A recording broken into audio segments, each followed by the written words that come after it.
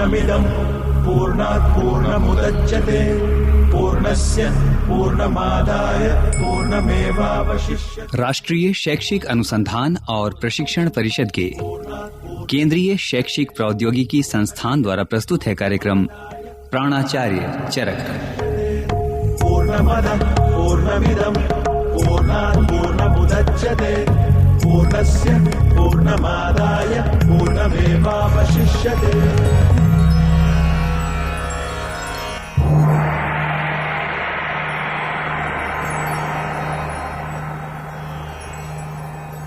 प्राचीन भारतीय चिकित्सा आयुर्वेद के 2 वर्ग हैं, शल्य चिकित्सा एवं काया चिकित्सा।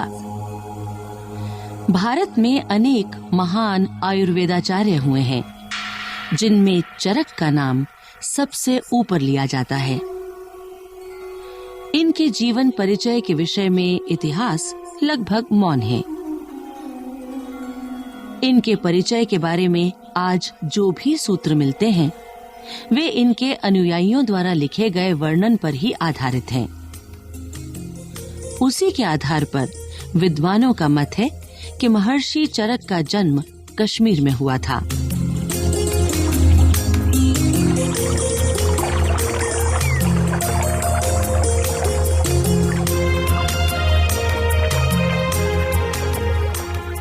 इनके पिता का नाम वेद वेदांगी बताया जाता है, जो अपने समय के प्रसिद्ध वेद शास्त्री थे।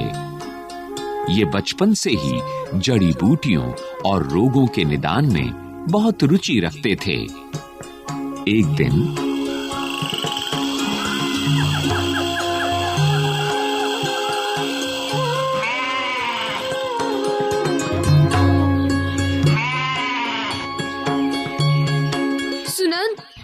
देखो तो इस बकरी को, कब से में किए जा रही है। चुपचाप घास क्यों नहीं खाती? अरे चरक, तुझे इसकी में से क्या परेशानी है? तू तो बस इन फूलों पत्तियों को सूंघता और चखता रहे। मुझे तो कुछ समझ में नहीं आता कि तू आखिर करता क्या रहता है। अरे वो तेरी आयु के और भी तो बालक हैं, उनके साथ खेलता कूदता क्यों नहीं? अरे भाई, प्रश्न पर प्रश्न ही करते जाओगे या सांस भी लोगे? अच्छा सुनो, पहले मैं तुम्हारे पहले प्रश्न का उत्तर देता हूँ। वो ये कि बकरी इतनी जोर से में कर रही है, इसके शोर से ध्यान भंग होता है और कानों पर बुरा असर पड़ता है। हाँ? और धीरे धीरे कुछ समय बाद आदमी बहरा भी हो सकता है। अच्छा, क्या ऐसा भी हो सकता है? हाँ बिल्कुल। लगातार तेज और कर्कश ध्वनियाँ कानों के पर्दे को कंपित करती हैं। यदि आवाज बहुत तेज हो तो पर्दा फट भी सकता है। अच्छा,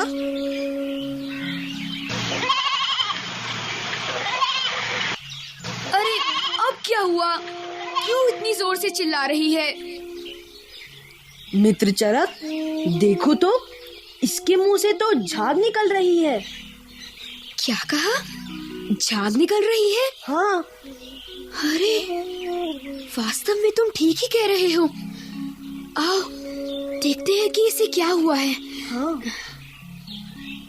मित्र सुनंद। हाँ? ये तो मर गई है। लेकिन अचानक घास खाते खाते ये कैसे मर गई? यहाँ तो कोई सांप बिच्छू जैसा जहरीला जीव जंतु भी नहीं दिख रहा। जहरीला जीव जंतु? मैं समझ गया। ये देखो, इस घास के बीच में कुछ गहरे हरे रंग की घास को देखो। ये अवश्य ही जहरीली है मित्र। इसको खाने से ही इस बकरी की मृत्यु हुई है। मित्र, भला घास भी कभी जहरीली होती है? हाँ मित्र, मैं सच कह रहा हूँ। मेरे पिताश्री ने मुझे बताया था कि कुछ घास जहरीली होती है। तुम्हें विश्वास नहीं होता तो बकरी के मुंह पर लगी घास को देखो। पीछे कहीं भी ऐसी घास नहीं है, केवल इसी स्थान पर है। इसी कारण पीछे घास खाने पर बकरी को कुछ नहीं हुआ, जबकि यहाँ की घास खाने पर इसकी मृत्यु हो गई। हाँ मित्र, तुम ठीक ही कहते हो। वास्तव में ऐसा ही लगता है। क्षमा करना, मैंने तुम्हें गलत समझा। अरे नहीं मित्र, मित्रता में क्षमा की कोई आवश्यकता नहीं होती। वैसे भी तुमने कोई गलत बात नहीं कही। यदि मैं तुम्हारे स्थान पर होता तो मैं भी ऐसा ही सोचता। बस एक प्रार्थना है, जरा इस बकरी को उठवाने में मेरी थोड़ी सी मदद कर दो। मैं घर पर जाकर इसकी जांच करूंगा और साथ ही इस घास की भी, कि इसमें कैसा और कितना तेज जहर है। ध्यान से।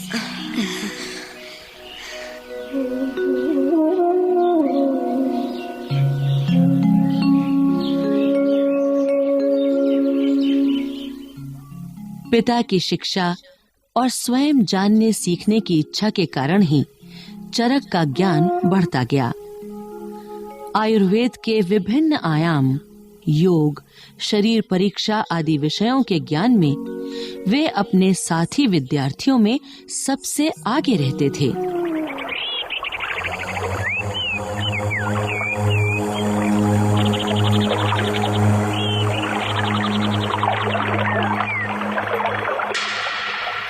शिष्यों, आज आपके सामने फिर से एक मृत शरीर लाया गया है।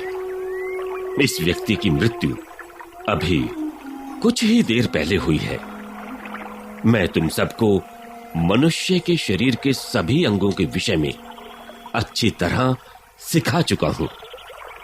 अब तुम सब एक एक करके इसकी परीक्षा करोगे और मुझे बताओगे कि इसकी मृत्यु कैसे हुई है। जी गुरुदेव। जी गुरुदेव। चलो एक एक करके परीक्षा करो। जी गुरुजी।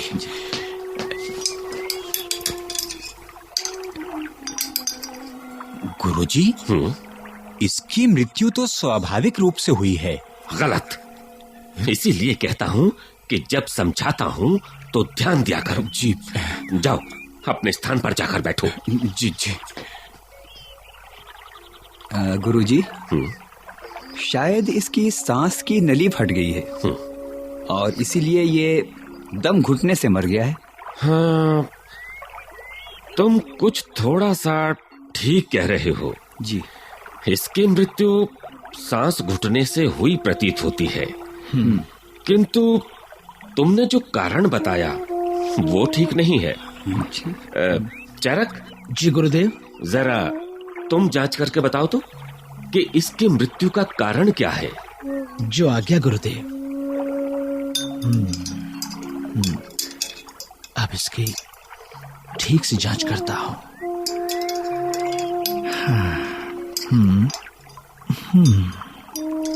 हाँ? हाँ? अरे ये तो जिंदा है। गुरुदेव। गुरुदेव, ये आदमी तो जिंदा है। क्या कह रहे हो चरक? हाँ। मरा हुआ आदमी भला जिंदा कैसे हो सकता है? ठीक से परीक्षा करो। मैं ठीक कह रहा हूँ गुरुदेव। ये आदमी 100% जिंदा है। क्योंकि इसके हृदय में अभी भी स्पंदन है। स्पंदन है? हाँ गुरुदेव, इसे अवश्य ही कोई सदमा लगा है अथवा हृदय के कोष्ठ बंद हो गए हैं। इस कारण इसकी सांस बंद हो गई और सबने सोच लिया कि यह मर गया है। किंतु गुरुदेव, इसे अभी भी ठीक किया जा सकता है। ठीक किया जा सकता है? वो कैसे? गुरुदेव, कुछ वर्ष पहले मुझे जहरीली घास की एक प्रजाति मिली थी। हाँ। मैंने उसके जहर पर कुछ अनुसंधान किया और एक दवा तैयार की है। अच्छा। उसके प्रयोग से रक्त संचार तेज होता है गुरुदेव, जिससे हृदय के बंद कोष्ठ भी खुल जाते हैं। क्या कह रहे हो? तुमने जहर से दवा बनाई है? जी गुरुदेव, किंतु अभी तक मैं उसका प्रयोग नहीं कर सका हूँ गुरुदेव। तो चरक, ऐसी बात है तो मैं तुम्हें उस दवा का प्रयोग करने की अनुमति देता हूँ। अच्छा। तुम इस आदमी पर अपनी दवा का प्रयोग कर सकते हो। वैसे भी हमारे लिए तो ये मर ही गया है। हो सकता है तुम्हारी दवा के प्रयोग से कुछ लाभ ही हो जाए। आपका बहुत बहुत धन्यवाद गुरुदेव। ऐसे ही किसी अवसर के लिए मैंने ये दवा अपने पास रखी थी। आप देखिएगा गुरुदेव, आपके आशीर्वाद से कुछ ही पलों में ये व्यक्ति उठ खड़ा होगा हाँ गुरुदेव।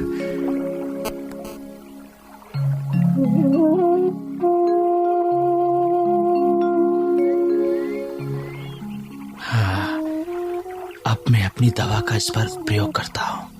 हाँ, बोतल खोलता हूँ। हाँ, हाँ,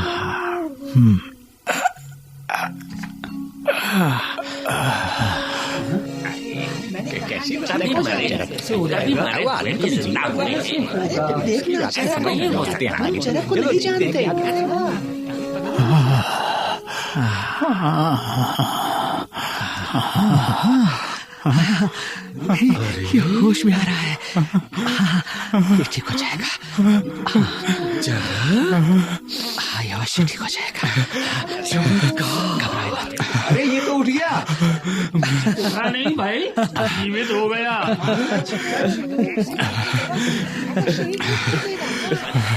अद्भुत कार्य किया है। अद्भुत। गुरुदेव। शिष्यों, शांत हो जाओ, शांत हो जाओ। आज हम सब ने वो देखा जिसे हम केवल कहानियों में सुनते आए थे। चरक, तुम तो विलक्षण हो। आज तुमने चमत्कार कर दिखाया है। एक मरे हुए आदमी को जिंदा कर देना चमत्कार ही तो है। इसमें मेरा कोई चमत्कार नहीं है। यह आदमी तो मरा ही नहीं था। क्या कह रहे हो? इसलिए इसे जिंदा करने का तो प्रश्न ही नहीं उठता। चरक, तुम ठीक कहते हो, किंतु सच तो ये है कि हम सब ने इसे मरा हुआ मान लिया था। यदि तुमने इसे अपनी खोजी हुई दवा नहीं दी होती तो ये जीवित नहीं हो पाता।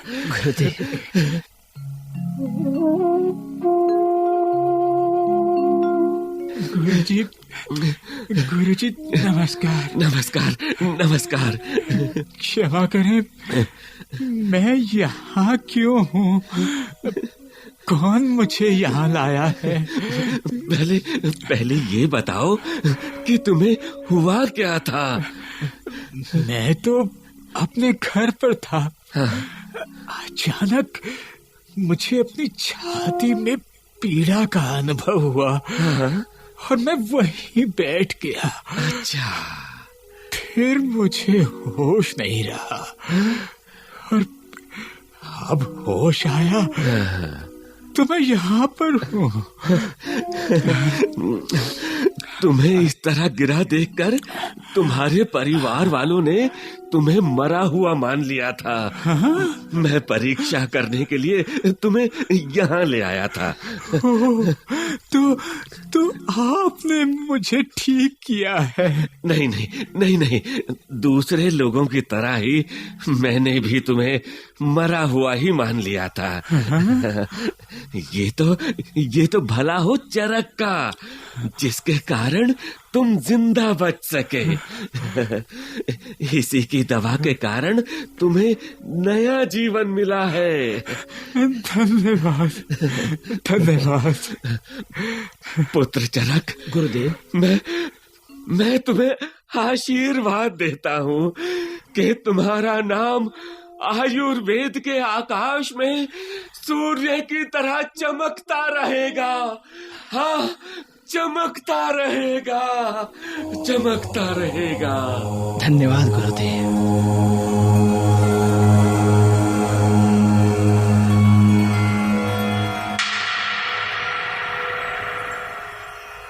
और वास्तव में गुरुजी का आशीर्वाद फलीभूत हुआ।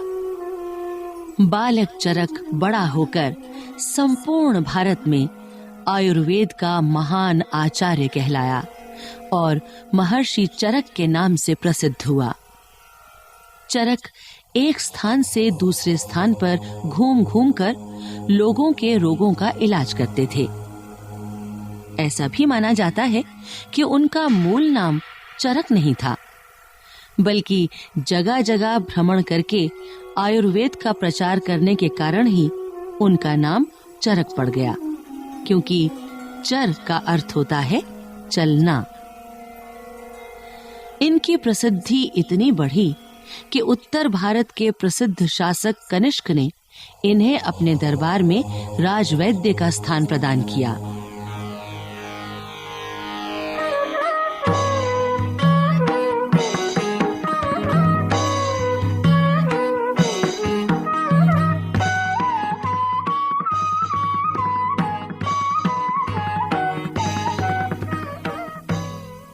महाराज, महर्षि चरक पधारे हैं। महर्षि चरक, उन्हें आदर सहित भीतर ले आओ। जी महाराज।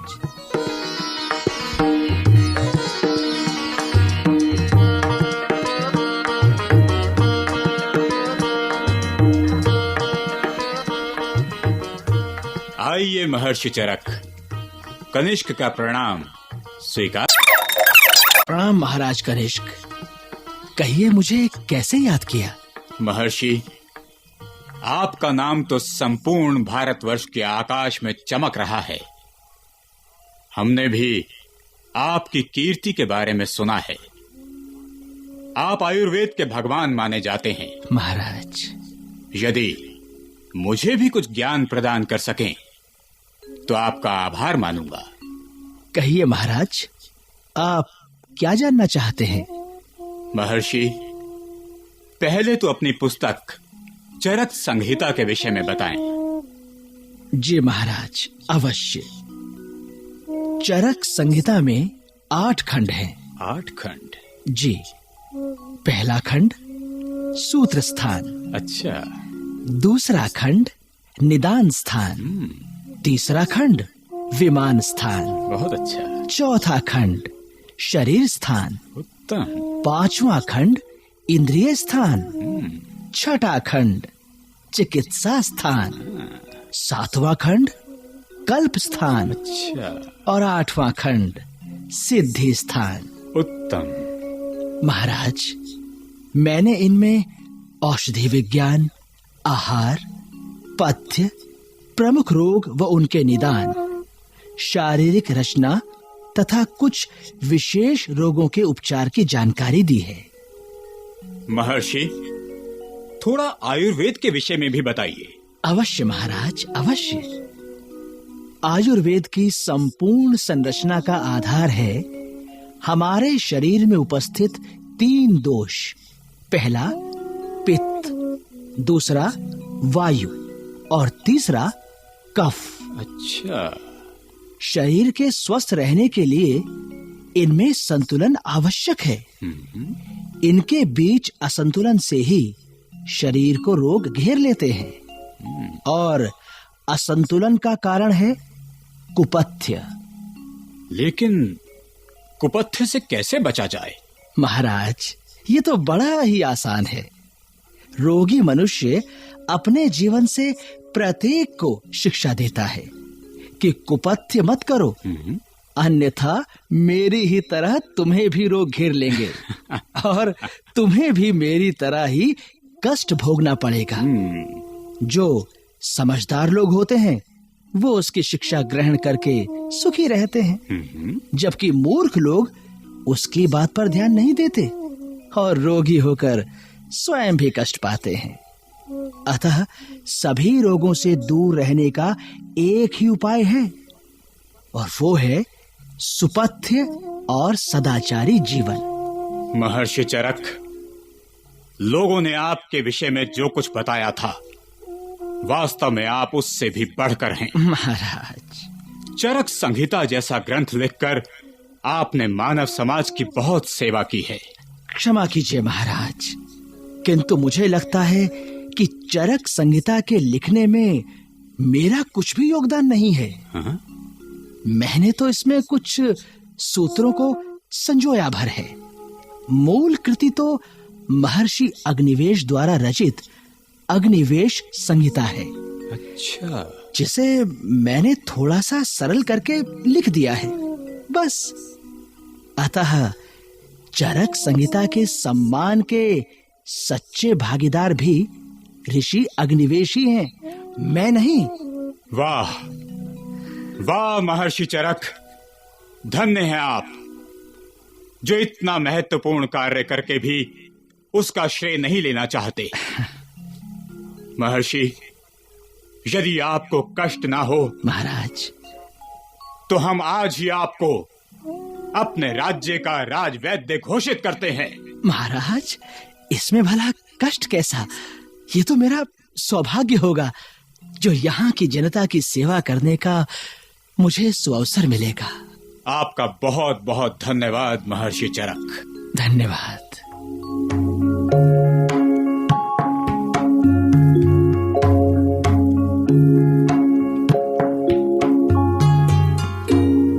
तो ऐसे उदार थे महर्षि चरक। उनकी इसी विनयशीलता का परिणाम है कि आज उनका नाम और ग्रंथ चरक संहिता को संपूर्ण भारतवर्ष में आदर की दृष्टि से देखा जाता है। ग्रीस के महान चिकित्सा शास्त्री हिपोक्रेटस ने भी चरक के वायु, पित्त और कफ के त्रिदोषवाद का समर्थन किया था। अब तो विदेशों में भी आयुर्वेद का महत्व समझा जाने लगा है।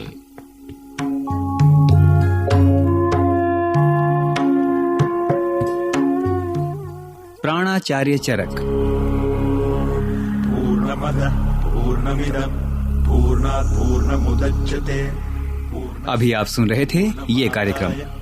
शोध एवं विषय संयोजन डॉक्टर जितेंद्र सिंह, आलेख जय प्रकाश विलक्षण, कलाकार सुचित्रा गुप्ता, बाबला कोचर, सुनील लोहिया, प्रवीण शर्मा, राजेश आहूजा, आकाश और आशीष इलाहाबादी। ध्वन्यांकन अमिता भट्टी। निर्माण सहयोग दाऊ दयाल चतुर्वेदी तथा निर्माण एवं प्रस्तुति अजीत होरो।